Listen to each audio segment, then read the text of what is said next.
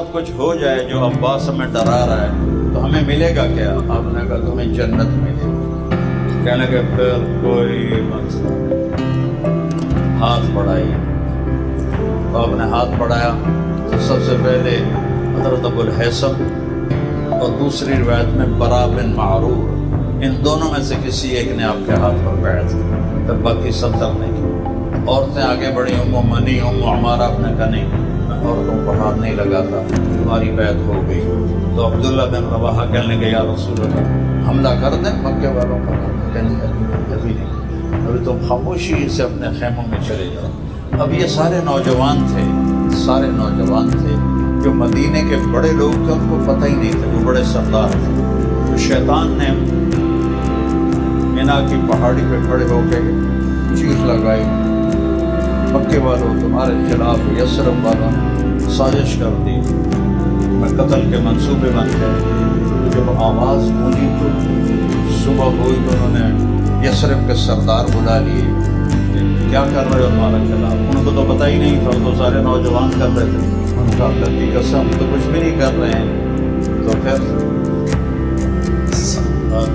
اسی رات کو صحابہ نے مدینے والوں نے کہا یا رسول اللہ اب آپ ہمارے پاس ہمارے شہر میں۔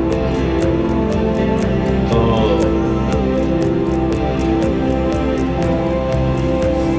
آپ نے کہا اچھا انشاءاللہ، جب اللہ اجازت دی تو حضرت ابو الہیثم پھر کھڑے ہو، یا رسول اللہ ایک بات تو بتا، ہم آپ کو اپنے ساتھ لے جائیں، کل اللہ آپ کو فتح دے، آپ کا شہر بھی فتح ہو جائے، عرب بھی فتح ہو جائے، تو آپ پھر ہمیں چھوڑ کے مکے واپس تو نہیں جائیں گے، ہمارے ساتھ ہی رہیں گے۔ تو آپ مسکرائے اور آپ نے فرمایا کہ اب المحیا محیاکم والممات مماتکم، اب میرا مرنا بھی تمہارے ساتھ ہے، میرا جینا بھی تمہارے ساتھ ہے۔ کیا خوش نصیب لوگ تھے، کیا عظیم لوگ تھے۔ وہاں پھر یہ ترکوں نے مسجد بنا دی تھی اس جگہ پر، تو وہاں میں نے جا کے، ہماری بلڈنگ قریب تھی تو میں وہاں عصر کی نماز، وہاں جلدی ہوتی ہے، میں پیدل 3-4 کلومیٹر تک چلتا چلتا وہاں پہنچ گیا، وہاں بیٹھ گیا۔ تو مغرب کی نماز میرا خیال تھا کہ میں اذان دے کے پڑھوں گا، تو وہ اتنے میں پولیس والے بھی آ گیا، تو وہاں میں نے جماعت کرائی۔ اس جگہ پر مجھے یہ شرف حاصل ہے کہ جہاں میرے نبی کے ساتھیوں نے بیعت کی تھی وہاں میں نے مغرب کی جماعت کروائی۔ تو جب محرم کا مہینہ آیا اور 14واں سال شروع ہو گیا تو اللہ کی طرف سے حکم آیا کہ اب ہجرت کی جائے۔ اب لوگ ہجرت کرنے لگے، صحابہ چھپ چھپ۔